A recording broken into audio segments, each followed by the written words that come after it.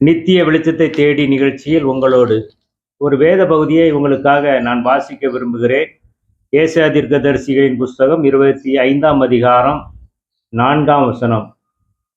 கொடூரமானவர்களின் சீறல் மதிலை மோதி அடிக்கிற பெருவெள்ளத்தை போல் இருக்கையில், நீர் ஏழைகளுக்கு பலனும் நெருக்கப்படுகிற எளியவனுக்கு திடனும் பெருவெள்ளத்துக்கு தப்பும் அடைக்கலமும் வெயிலுக்கு ஒதுங்கும் நிழலும் ஆனீர்.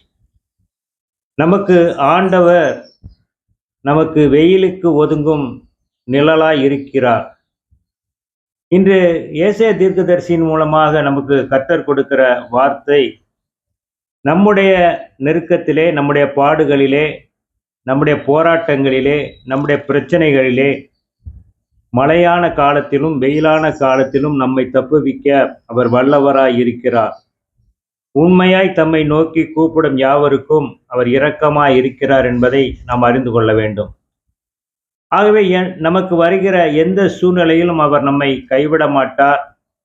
அவர் தம்முடைய கரத்தின் நிழலினால் மறைத்து அவருடைய செட்டைகளின் நிழலில் நம்மை காக்கிற தேவனாய் இருக்கிறார், வல்லவராய் இருக்கிறார் என்பதை நாம் அறிந்து கொள்ள வேண்டும். முதலாவது, இந்த நிழலானது சூறைச்செடியின் நிழலை குறித்து நாம் பார்க்கலாம். 1 ராஜாக்களின் புஸ்தகம் 19ஆம் அதிகாரம் 4-5ஆம் வசனத்திலே நாம் பார்த்தோமானால், அவன் வனாந்திரத்திலே ஒரு சூறைச்செடியின் கீழ் படுத்து கொண்டு நித்திரை செய்தான் என்று சொல்லி நாம் பார்க்கிறோம். தேவ மனிதனாகிய எலியா ஒரு சூறைச்செடியின் கீழ் நித்திரை பண்ணுகிறவனாய் இருந்தான். சூறைச்செடி எப்படிப்பட்டது?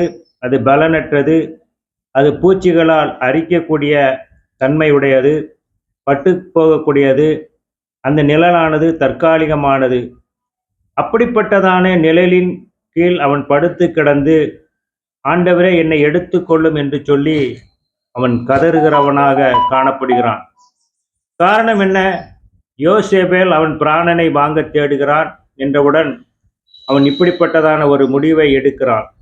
இன்றைக்கு அநேக பிள்ளைகள், தேவ பிள்ளைகள், இன்றைக்கு கூட தங்கள் பிரச்சனைகளிலிருந்து தற்காலிகமாக விடுபடுவதற்கு தற்காலிகமான நிழலை தேடுகிற ஒரு அனுபவத்தை நாம் பார்க்க முடிகிறது. தற்காலிக நிழலை தேடி அதில் கிடைக்கும் இளைப்பாறுதலினால அவர்கள் திருப்தி அடைந்து, இது போதும், இதை வைத்து நமது காலத்தை ஓட்டிவிடலாம் என்று சொல்லி நினைக்கிறார்கள். ஆனால் கர்த்தர் கொடுக்கும் நிழல் நிரந்தரமானது. அது நம்முடைய ஆத்துமாவுக்கு அது இளைப்பாறுதலை தரக்கூடியது என்பதை நாம் அறிந்து கொள்ள வேண்டும்.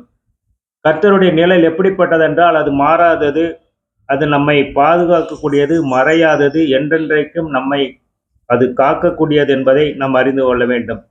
ஆகவே அருமையான தேவனுடைய பிள்ளைகளே, நம்முடைய வாழ்க்கையிலே இப்படிப்பட்டதான சூறைச்செடியின் அனுபவத்துக்குள்ளாக நாம் செல்ல வேண்டாம் என்பதை நாம் அறிந்து கொள்ள வேண்டும். 2வது காரியமாக நாம் பார்க்கும்போது, ஆமணக்கு செடியின் நிழல். யோனாவின் புஸ்தகம் 4ஆம் அதிகாரம் 6, 7, 8 வசனங்களிலே யோனாவுடைய தலையின் மேல் நிழல் உண்டாயிருக்கவும் ஒரு செடி அங்கே உண்டாக்கப்படுகிறது.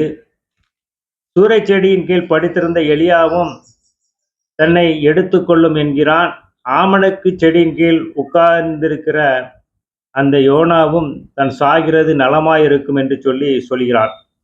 எலியா வானத்திலிருந்து மழையை வரவழைத்தவன், அக்கினியை அவன் வானத்திலிருந்து வரவழைத்தவன். அவன் கேட்டதெல்லாம் தேவன் செய்தார். ஆனால் அவனுடைய வாழ்க்கையிலே அவன் இந்த காரியங்களை எல்லாம் மறந்துவிட்டு அவன் சூறைச்செடியின் கீழ் படுத்து கொண்டான் என்று சொல்லி நாம் வேத வசனத்தின் மூலமாக பார்க்க முடிகிறது. கர்த்தர் யோனாவிடத்தில் சொன்னார், நீ போய் நினிவே பட்டணத்துக்கு விரோதமாய் பிரசங்கி அப்படி என்று சொல்லவுடன் அவன் தேவனுடைய வார்த்தையை மீறி தர்சிசுக்கு போனான். அந்த பிரயாணத்திலே கடல் கொந்தளித்தது. யோனாவை கடலில் போடுகிறார்கள், மீன் விழுங்கி போடுகிறது. 3 நாட்கள் அந்த மீனின் வயிற்றுக்குள் இருந்தான். கரைகளில் அந்த யோனாவை அந்த மீனானது கக்கிவிட்டது. ஆகவே கர்த்தருடைய வார்த்தையின்படி நினிவேக்கு விரோதமாய் பிரசங்கம் பண்ணுகிற அந்த யோனாவானவன் அவன் அந்த காரியத்தின் நிமித்தமாக அங்கு பிரசங்கம் பண்ணுகிறான். அங்கு ஜனங்கள், ராஜாக்கள், மந்திரிகள், குடிமக்கள், மிருகங்கள் எல்லோரும் அங்கு ரெட்டு உடுத்தி அவர்கள் சாம்பலில் உட்கார்ந்து அழுகிற காரியங்களை நாம் பார்க்க முடிகிறது. கர்த்தர் கண்ணீரை கண்டார், மனம் மாறினார். அந்த பட்டணத்திற்கு ரட்சிப்பு வந்தது. ஆனால் யோனாவுக்கு கோபம் வந்தது. மிகுந்த முறுமுறுப்போடு அவன் பட்டணத்தை விட்டு வெளியே போய் உட்கார்ந்தான்.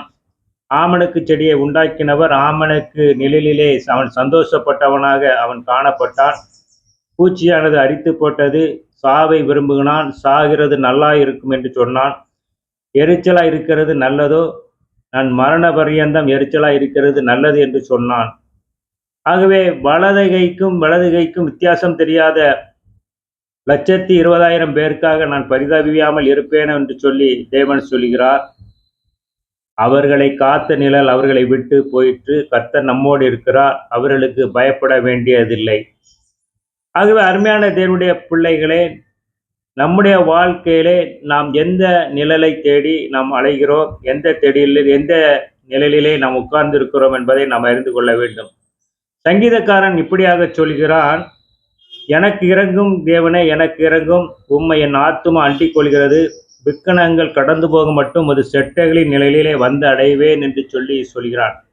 இப்படிப்பட்டதான அவர் செட்டைகளின் நிழலிலே வந்து அடைகிற அப்படிப்பட்டதான காரியங்கள் நம்முடைய வாழ்க்கையிலே தேவை என்பதை நாம் அறிந்து கொள்ள வேண்டும். சங்கீதம் 91:1 உன்னதமானவரின் மறைவில் இருக்கிறவன் சர்வ வல்லவருடைய நிழலில் தங்குவான் என்று சொல்லி வேதம் சொல்கிறது. ஆகவே நமக்கு கஷ்டங்கள், போராட்டங்கள், துன்பங்கள், சோதனைகள் வரும் பொழுது இந்த சூறை செடியின் நிழலை, ஆமணக்கு செடியின் நிழலை நாம் தேடாமல் அழிந்து போகாத நிழலை நாம் அவர் செட்டருடைய நிழலை நாம் தேடும் பொழுது நம்முடைய வாழ்க்கையிலே போராட்டங்கள் வரும்பொழுது, பிரச்சனைகள் வரும்பொழுது நம்மை காக்க அவர் தேவனாய் இருக்கிறார். அப்படிப்பட்டவரே இந்த நாட்களிலே நாம் அண்டிக் கொள்வோம்.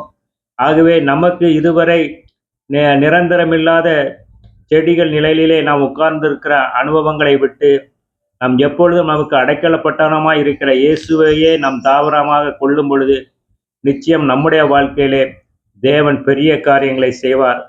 மீண்டும் சந்திப்போம். நன்றி.